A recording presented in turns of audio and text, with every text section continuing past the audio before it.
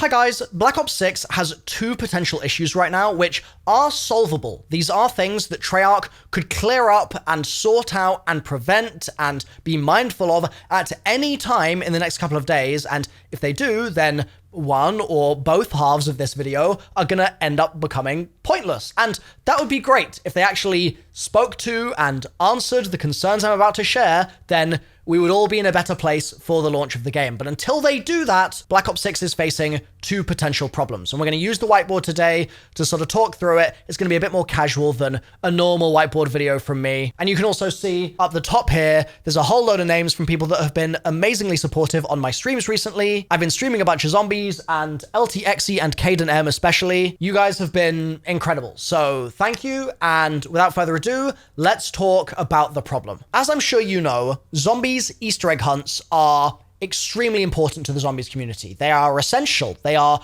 absolutely ingrained in our DNA at this point and the DNA of the zombies mode. But over the years, there's been a variety of controversies about how those day one hunts have gone and how the sort of story of the Easter egg hunt has unfurled for any given map. For example, even back in the days of Black Ops 1 with Moon, you had Easter egg steps leaking before the map came out, and that meant that the actual sanctity of the hunt was completely destroyed. In other scenarios, like in Outbreak, for instance, they released an Easter egg, but the Easter egg came later, and so that was a weird kind of sandbox to be in, and it then also meant that in the patch that included the download of all the Easter egg hunt files, they initially just let you download them, but the Easter egg hunt itself wasn't turned on, but that meant that people could data mine things that were going to be used in the hunt, and then when they turned the Easter egg on, people were just looking for items they already knew that they should be looking for from data mining. And then at other times, like for example in Vanguard Zombies or Cold War Zombies,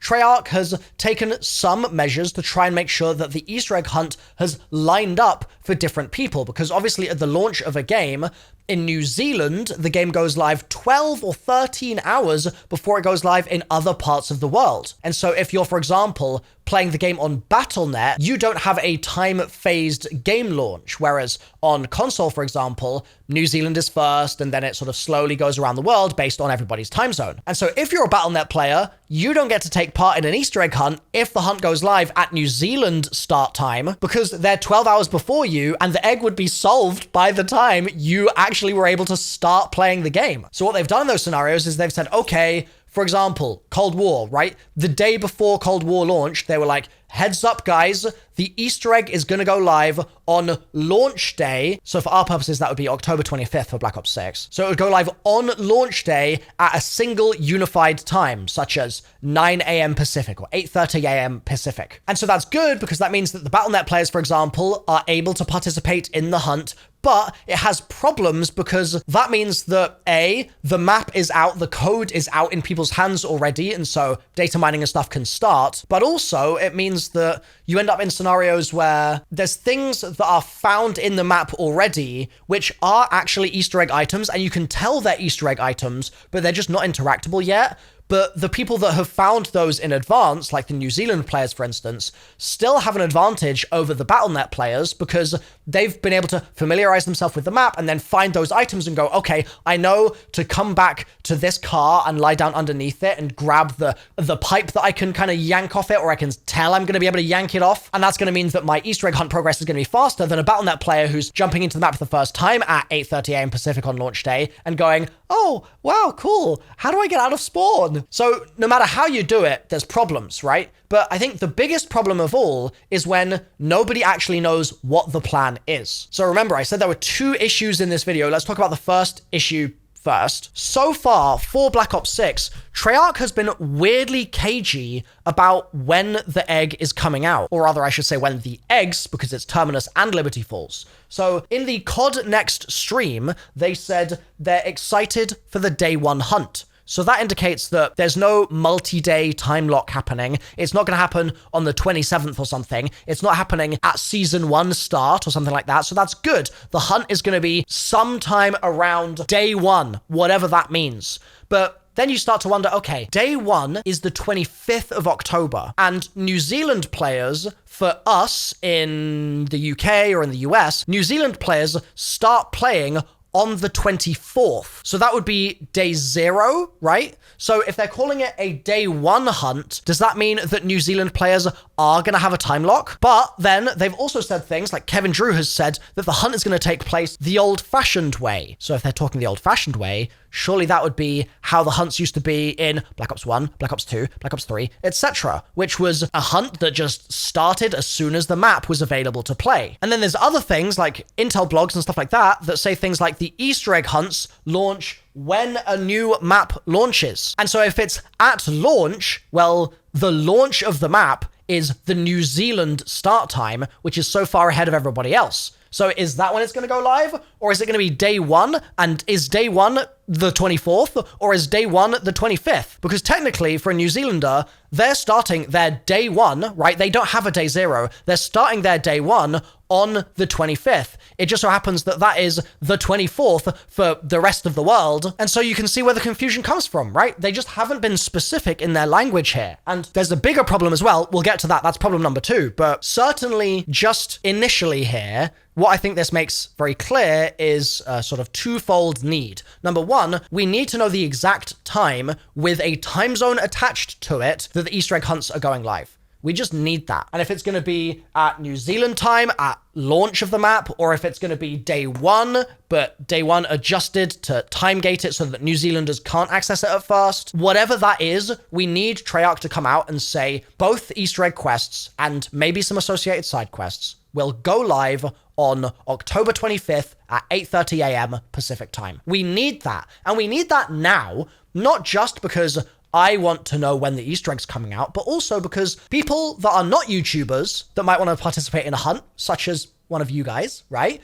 You might want to take off work, for example, to participate, right? To be present in the hunt. And if you're going to take one day off work next week, do you want it to be the 24th when it goes live for New Zealand, or the 25th when it goes live for the rest of the world? Like, we don't know when the hunt's going to be, so which one are you going to pick? You don't know. And time is really ticking for you to be able to give your boss notice about when you want time off work. And hell, I mean, we're less than a week away now, so for many people, it's just not going to be possible. And it's going to be even less possible if they wait until the day before, like Wednesday, in order to tell us. So that's why I'm making this video now, to be like, hey, Treyarch, you're not thinking about your average consumer here. Right? Like, sure, the YouTubers like me, I can get away with finding out if it's going to be the 24th or the 25th on Wednesday, the 23rd. That's fine by me. But for your average guy that just wants to participate in the hunt day 1, this is not clear enough right now. And when you say you're taking the hardcore community more seriously and you're really trying to listen to the hardcore fan base and you're doing these things like bringing back round-based zombies in order to show that you're doing that, it feels like there's some disconnect there when you then don't listen to the hardcore community in adjusting your communication strategy with a very basic little modification here, just so that people have a clearer idea of what's going on. Zombies have suffered over the years compared to things like Destiny because Treyarch has never actually properly leaned in and supported the Easter egg hunts. It makes no sense, right? And you could argue that they don't do that because it's too hardcore, right? You could make that argument. Fair enough. Okay, they want it to be a more casual experience. Fine. But the problem is, this year, you're saying that you are trying to bring those hardcore players into the fold, and so it's time to adjust your communication strategy. Now, number 2, I said that there was a bigger problem on the horizon for the game, right? I have flipped the whiteboard here. So the first component of this is actually sort of baked in to guided mode. So guided mode, also known as directed mode, is the mode where Treyarch explains how to do the Easter egg for you. Yeah, I can't believe that's a real sentence that I'm saying in 2024. That's a thing. It's coming a couple of weeks after launch, and it will just tell you how to do the Easter egg. Now, I'm going to be doing a full whiteboard video about that sometime in the next couple of days, so make sure you're subscribed so you don't miss that. But just for the time being, the efficacy of whether or not that mode works to onboard new players can be questioned elsewhere. But one thing that a guided mode is absolutely going to be doing is it's going to be putting the guide in the game, which sounds obvious, right? That's literally what it's called. But when the guide is in the game, that means that the guide can be data mined. And so if Treyarch are not exceedingly careful in these next couple of days pre-launch here to make sure that, for example, as has happened in the past, in the subtitles for the game, right, the localization files, all of the dialogue, etc., all of the menu text, all of it, if any of the guided mode stuff gets wrapped up in what is available at launch, then we're going to be able to just read the Easter egg steps. Literally, the steps will just leak as a list of text, lines of text. So there's an existential issue with guided mode inherently, but that could be easily avoided by just making sure that things are partitioned well so that when we do get the guided mode release in a couple of weeks, all the data for it comes then and none comes before. I'm skeptical of Treyarch's ability to do that because they've failed to do it so many times in COD history, in basically every game that they've ever released. But who knows? Maybe they'll manage it this time. Like I said, we'll talk about guided mode more elsewhere. But an even more imminent threat is with the new COD HQ that's dropping on Monday, and the patches that are going to be following on Monday, Tuesday, Wednesday in advance of the game releasing. Like I said at the start of the video, things like Outbreak, for example, had data that you could download early, and then because that data was there, even though it wasn't active in the game, the data was there, it meant that people could unpack that data, see what was inside it, see strings, see information about the Easter egg hunt, and then they could use that to their advantage when they were hunting. And this could be problematic in several areas. So it's not just the strings, right? It's not just pieces of text from the files. It's also things like textures, right? That could absolutely be something that we might get into, and it might spoil something or explain something. Just the name of a texture even could explain something about what we need to do in the quest. Similarly, audio. That's been a thing before. We've had perk jingles that have leaked early. I think the Black Ops 3 perk jingles leaked in the beta for the game, like several weeks or maybe even months before launch. And also cutscenes. So we've had instances before where, for example, I think one of the Infinite Warfare Zombies cutscenes leaked while I was playing it at a preview event a week before the map came out. The end cutscene was already out. Another example would be Advanced Warfare. Advanced Warfare, people were posting the cutscenes the second that the download started because they were just sitting there uncompressed in the game files and unencrypted, I should say. They were just available. And so over this next week, what we're going to see is basically whether or not Treyarch have learned their lessons and whether or not they've adequately encrypted all of this stuff so that it's only available once the game is out and not a single second before. And the question is,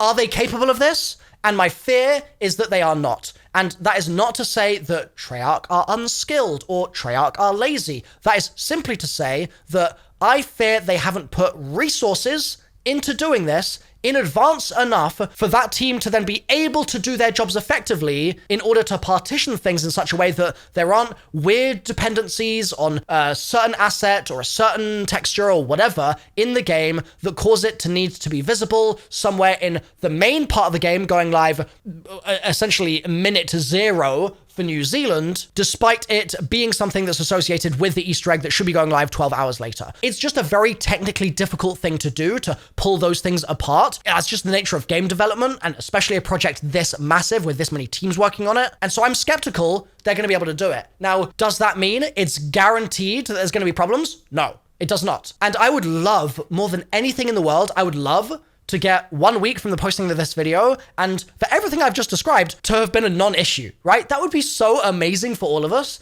It's just that I found over the years that being blindly optimistic about Treyarch being able to do these sorts of things has always, with a 100% track record, hit some kind of pain point or some kind of hurdle or some kind of friction somewhere along the line. And so I just want to call attention to it now so that if Treyarch has any illusions about how much effort they need to be putting into this, those can be dispelled and they can redouble their efforts to sort these problems out and prevent them from happening in the first place so that these sorts of videos that I'm making now never need to be made ever again because our faith in Treyarch is restored. But we'll believe it when we see it. So Treyarch, eyes are on you now. Let us know about that Easter egg launch timing. That's just the first step here. And then talk to us about the measures you're putting in place, maybe. Talk to us about how you're very intentionally going to be making sure that these things don't happen in the future. Hold yourselves accountable.